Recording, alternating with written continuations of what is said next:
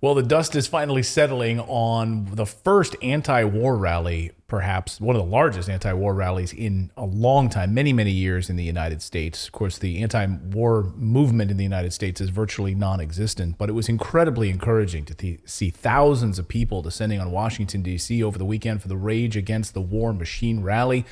Dan Cohen, Redacted correspondent, was there, gave a speech, got to take in the sights and sounds and get the media reaction of all of this. Dan, what was it like to be there? Good to see you. And we're in work shirts, so we're working today. Back to work, everyone.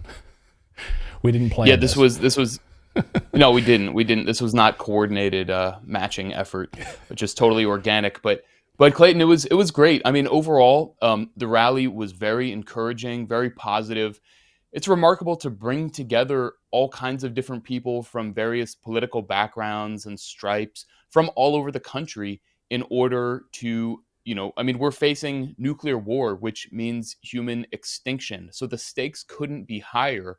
It's just great to see people come out, and I mean, I met people from Ohio, California, Florida, Texas. People came from all over the country. Met a lot of Redacted fans, which was really encouraging. So That's thanks great. everyone who's watching, who gave their love and appreciation for what we do. We really appreciate getting that feedback in person.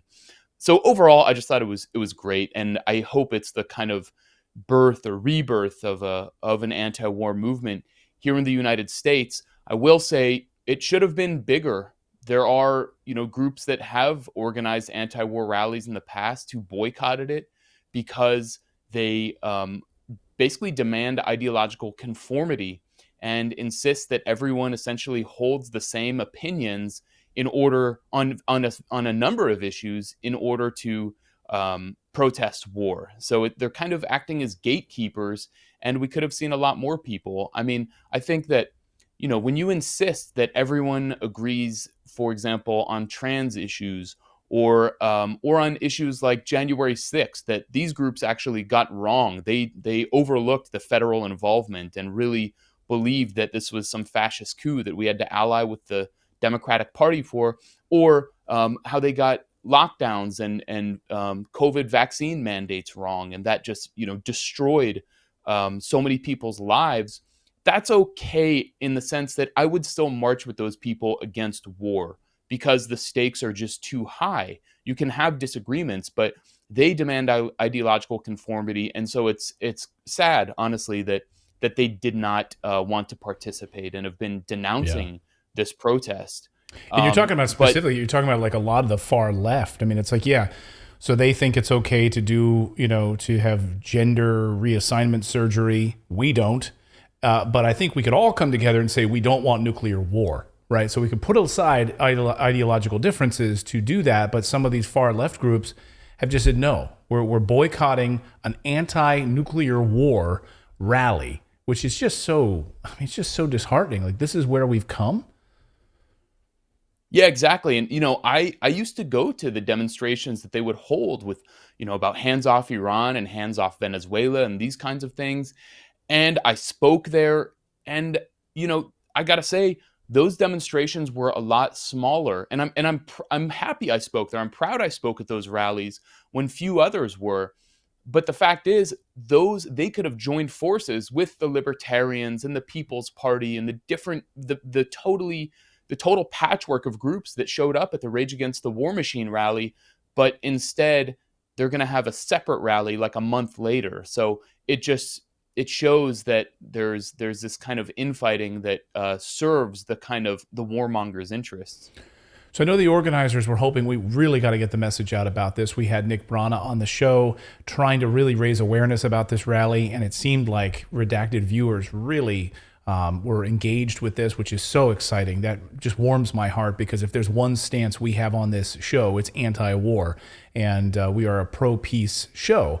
And that was encouraging to see the thousands of people that came out. And I know Nick was even excited about a lot of the mainstream media coverage was going to descend on the Capitol and actually cover this, which I was, wow. Hey, the more news we can get out there, the more awareness, great. But the mainstream media sinks its teeth into this. And I was really stunned to watch some of the different mainstream media coverage of this event, and really I mean, taking it to task. I mean, I couldn't believe it. Maybe I shouldn't say that. I guess I do believe it. So what was your assessment of how the mainstream media covered this event?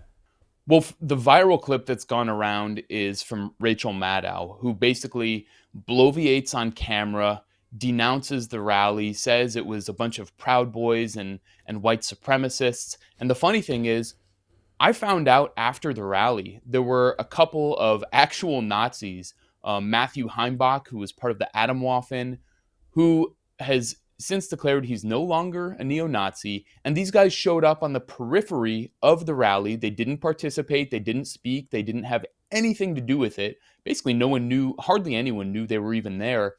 And Rachel Maddow and the media and these sort of shady social media accounts seized on their appearance in order to discredit the whole thing, which were those guys feds? Are they not? Who knows? But it's exactly when you think about how white supremacist organizations are basically always infiltrated by feds and are directed by feds, which is a lot of what we saw at January 6th, that it makes perfect sense. So whether they're feds or not, they're objectively serving the same agenda. So let's watch Rachel Maddow. This was a tiny event. It was small. It was a weird assemblage of Americans. There were Proud Boys there. There were some of the white supremacist groups you'd recognize from the Unite the Right rally in Charlottesville a few years ago. Also represented prominently the remains of the bizarre Lyndon LaRouche cult. There were a lot of people with Russian flags, also the occasional flag of the former Soviet Union. Also, at least one person who guest hosts for Tucker Carlson on the Fox News Channel was there as a featured speaker. There were anti-vaccine conspiracy theorists, a lot of them. There were cryptocurrency promoters. It was a really weird group. It was a small rally and a weird one. So her whole take is that Biden is leading for democracy in Ukraine, which is laughable on its face. And there are people in the United States who do not want people to die in Ukraine. And she has a problem with this. Yeah. A weird assemblage. That's what she calls us. Anybody who goes to protest against war. I mean, the idea that, it's what happens in this war is not only about Ukraine. We're talking about nuclear war, which, let's get this clear, we're talking about human extinction. If there is a nuclear war, it's not just Ukraine that gets, and Moscow that gets wiped off the map. It's the warmongers here in, the DMV in Arlington, Virginia. It's Boeing's headquarters. I don't know if, these neocons and Maddow want to just rule the post-apocalyptic wasteland, if that's their kind of idea of the future, but the stakes couldn't be higher. So to see this smear campaign is just kind of mind-boggling. And then you have Joy Reid piling on and just saying the rally is pro-Putin. As the president and vice president affirmed the United States' commitment to Ukraine's freedom and to the NATO alliance, the pro-Putin faction in America held a weekend rally, complete with pro-Russia demagoguing. The Rage Against the War Machine rally went about how you'd expect, Russian flag and all. So Dan, I guess you're pro-Putin. I guess our whole show is pro-Putin because we're there saying no to war. This is how they spin it.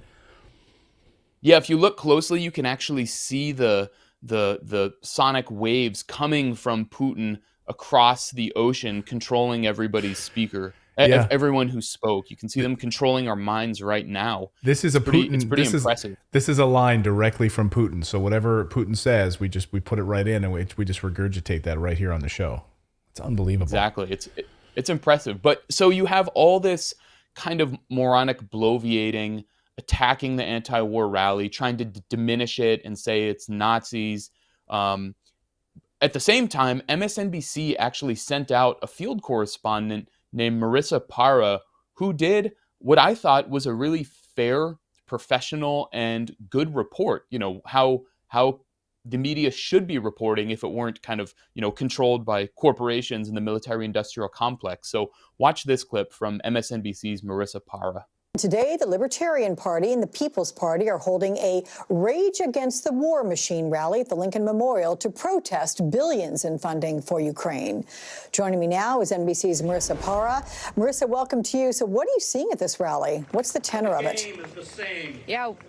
So I'll start first with what we're hearing, because you can probably hear it as well. They just started the speakers section. The march isn't supposed to start for another couple of hours here. But before that, we were hearing music blasting on the speakers, all of the stereotypical anti-war or anti-government songs you can imagine. Signage that this is where you see a little bit more diversity of thought. There are those who are here because they are anti-war as a whole, because of the cost of human life. Those are the ones that are carrying the anti-war or world peace-like signs. But then there are those who say that we shouldn't be involved in this war. Perhaps some of them, as we've spoken to a number of them in the crowds here, some are pro-Russia. Others are saying we should not be involved as the United States because of the cost, whether it's dollars and cents or just the cost overall. Some of them saying that in general, when it comes to U.S. involvement, it's just at too great of a toll. Take a listen. I mean, this is the fate of humanity on the line right here. We have to avoid a nuclear war. That's what it comes down to. We've got too much we need money for here. We have gone through Korea, Vietnam, Afghanistan, Iraq, all these wars. We've lost every one of them. We've spent trillions of dollars and thousands of lives. You know, why don't we take care of America first? Totalitarianism is an act of subversion. So this is a nonpartisan presence here. We've seen a number of libertarian or independent signage here. We're expecting to hear from speakers like Ron Paul and Tulsi Gabbard. And as we mentioned, we're approaching the one-year anniversary of Russia's invasion of Ukraine. So regardless of their reasons for being here, the people that are here, that is a diverse array of opinions, but they believe that we as the United States should not be involved. So on one hand, you have Rachel Maddow and Joy Reid bloviating and basically telling people what they should think about this anti-war rally, that they should think it's very bad and all pro-Putin, and on the other side, you have MSNBC sending out a field reporter who did a really fair and good job what basically the media should be doing, and so basically discrediting the whole line that MSNBC wanted to promote. And we even got the this sign saying Biden is the Nord Stream bomber from Seymour Hersh in MSNBC. So while the whole U.S. media, corporate media, ignored the bombshell story from Seymour Hersh about the United States blowing up the Nord Stream pipeline, they actually got it in because somebody had a sign and some producer or editor at MSNBC used it as B-roll. So, you know, congratulations to the person who got that sign, and thanks for getting it into the mainstream media. I mean, it's amazing to me. That story has been so ignored, and it takes a sneaky producer or a sneaky reporter to just to slide it into a package kind of surreptitiously to put it in there. It is amazing. And I love that sign. Biden is the Nord Stream bomber, right? I mean, that's exactly what he is. That's exactly what the Biden administration did. So as we'll wrap it up with this, but you were talking to people there. I mean, was there this sense that, wow, this is a growing movement, that we need to make this bigger. We need to do this again. We need more people out here, more awareness about this. Absolutely. I think everyone who was there saw this as a starting point, not, just come together one time, but this is the rebirth of the anti-war movement. And it's not partisan. It's not, stuck inside certain political lines. It's not sectarian or exclusive, because we all understand what is at stake here. And it's just, the existence of humanity. So I'm encouraged by the Rage Against the War Machine rally. Yeah, and maybe that's why Biden left town. He got out of town and went to visit his friend Vladimir Zelensky in Ukraine to give him more money. So maybe he was scared about that. Hopefully this will resonate. Hopefully more people will come out to these types of rallies. Hopefully we'll see another one of these real soon, and it'll be twice as big next time. Dan Cohen, great to see you. Thanks so much for your coverage of this, and great to have you again here on the show. Welcome back.